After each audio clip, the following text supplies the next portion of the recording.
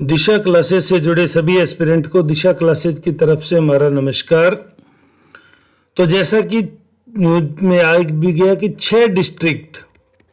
6 जिलों का चयन किया गया, 371 परीक्षा केंद्र हैं और 87,091 अभ्यर्थी जो आपने न्यूज़पेपर में देखा था परीक्षा देंगे। तो आप मोटा मोटा मान के चलिए 42 से 45 हजार अभ्यर्थी हैं वो परीक्षा में शामिल होंगे, क्योंकि ये दूर सेंटर होने की वजह से जो परीक्षा को छोड़ने वाले कैंडिडेट थे वो लास्ट 2 बार के पैटर्न से इसको समझ चुके हैं कि HCS का एग्जाम का सेंटर है वो दूर आएगा। और बेसिकली दूर क्या आएगा, वो हरियाणा के दक्षिणी जिलों से दूर आएगा।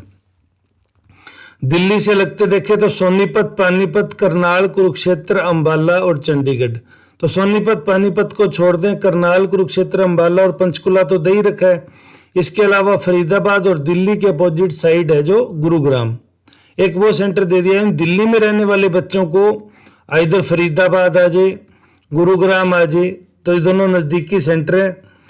करनाल आ जाए, कुरुक्षेत्र आ जाए, करनाल से फिर दूरी बढ़ती जाती है, करनाल, कुरुक्षेत्र, अंबाला और पंचकुला। तो दिल्ली में जो बच्चे रह के तैयारी कर रहे हैं, नो डाउट उनके लिए आसान होता है, वो इजीली पहले दिन जाके ही परीक्षा दे सकते हैं। बाकी जो सिरसा से, फतेहाबाद से, जींद से, इस साइड से जो परीक्षा देने जा रहे हैं उन लोगों को थोड़ा मेरी समझ से तो एक दिन पहले पहुंच जाना चाहिए, ताकि किसी तरह की जो सेंटर चूकने की संभावना है, सुबह सुबह ट्रैफिक ना मिलना, ऑटो ना मिलना, लेट पहुंचना, भागा दौड़ी में जो गलतियां हो जाती है वो ना हो, ताकि शांत मन से परीक्षा दो। तो आप अपना बेस्ट निकालो, सिलेक्शन होना वो एक सेकेंडरी चीज है। दूसरा एक, हालांकि मैं तो अब क्या ही बताऊं बच्चों को कि वो क्या तैयारी करें, लेकिन फिर भी जो बच्चे लगातार जुड़े हुए हैं और जो फ्रेशर्स थे उनका कमेंट आ रहा था कि how to attempt question paper.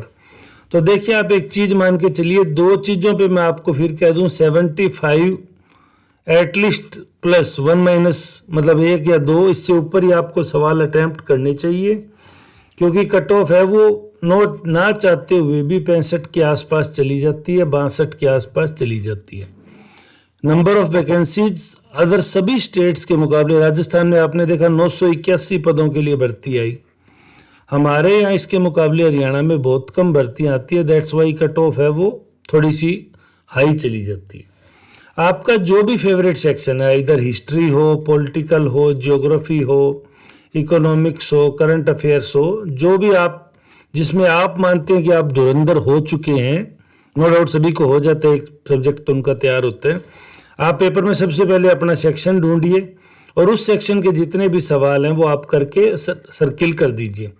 मान लो ज्योग्राफी के पिछली बार जैसे उदाहरण के लिए 20 सवाल आए, आपने अटेम्प्ट करना शुरू किया और आपको 15 सवाल आ गए फर्स्ट राउंड में ही, तो आप उन 15 सवालों को सबसे पहले सर्किल कर दीजिए। उसके बाद बचा हुआ पेपर पढ़िए और कोशिश कीजिए कि पहले राउंड में आपके 40 प्लस सर्किल हो जाएं। मैं एक छोटा सा यहाँ बच्चों को सुझाव ये देना चाहूँगा कि जो सवाल आपने बिल्कुल नहीं सुना, क्योंकि अगर आप 75 सवाल करते हैं, 77 करते हैं, 8 करते हैं, तो भी अप्रोक्सीमेट 20 क्वेश्चन आपके पास वो होते हैं जिनको आप अटेम्प्ट नहीं करेंगे, नॉन अटेम्प्टिंग होंगे। और नॉन अटेम्प्ट क्वेश्चन को जब आप पहली नज़र में पढ़ते हैं तभी आपके साथ क्लियर हो जाता है, भाई ये सवाल तो मैंने कभी नहीं सुना, इसको तो मैं नहीं करूँगा, इसमें तो तुक्का मारने वाला ही काम बचेगा। तो उन सवालों के लिए आप अपना कोई भी स्पेशल कोड बना लें, स्टार बना दें, उनके ऊपर छोटा सर्किल कर दें, भाई इन सवालों को मैंने दोबारा रीड नहीं करना, अपना टाइम वेस्ट नहीं करना। टाइम ही सबसे बड़ी महत्वपूर्ण यहाँ है। आखिरी में मैंने देखा है सेंटर पे बच्चों के हाथ कांपने लग जाते हैं जब लास्ट में वो देखते हैं कि गोले शीट कलेक्ट होनी शुरू होगी और गोले अभी तक भरे ही नहीं गए। तो ऐसी कोई स्थिति ना हो। पहले राउंड में आप 40 प्लस सर्किल कीजिए, फिर जो दोबारा आपने स्टार लगा के छोड़ दिए, इनको छोड़ते हुए रिमेनिंग पेपर को पढ़िए और कम से कम 25 सवाल है वो 25 प्लस ही मैं कहूँगा सेकेंड राउंड में आप जरूर सर्किल कर दीजिए। फिर जब वो आखिरी के आपके पास 10 मिनट बचेंगे और उन सवालों को आप 2 बार पढ़ चुके होंगे, जो रिमेनिंग आपको 10 सवाल करने हैं, तभी 40, 25, 65 और 10, 75 है। ये जो आखिरी में 10 सवाल आप करेंगे, इनको आप 2 राउंड में पढ़ चुके हैं। जब पहली बार आपने 40 सर्किल किए तब भी आप इनको पढ़ते हुए निकल गए, लेकिन आप अटेम्प्ट नहीं किया, दोबारा आपने पढ़ लिया, तो आपको ये पढ़ा हुआ तो है। तब आप अपने थोड़े शांत मन से पुराना अपना जो नॉलेज है उसको एनालिटिक करते हुए थोड़ा सा सोचते हुए ठंडे दिमाग से, क्योंकि कई बार हम ये सोचते हैं कि उस परीक्षा हॉल में हमने सोचा था इसका बी होगा, लेकिन मैंने गोला भरते टाइम इसको सी कर दिया और ये मेरा गलत हो गया। अगर मैं बी भर देता तो कितना सही हो जाता। तो ये दोनों संभावनाएं हैं। अगर आप बी पे कायम रहते और सी हो जाते तो आपको यूं लगेगा कि मैंने सोचा था ना सी होगा, और मैं आखिरी में सी मुझे लग भी गया था लेकिन मैंने फिर भी नहीं भरा। तो ये दोनों स्थितियां होती है। इसको ज़्यादा, ये परीक्षा का एक तनाव का पार्ट है, इसको आप ज़्यादा सीरियसली ना लें।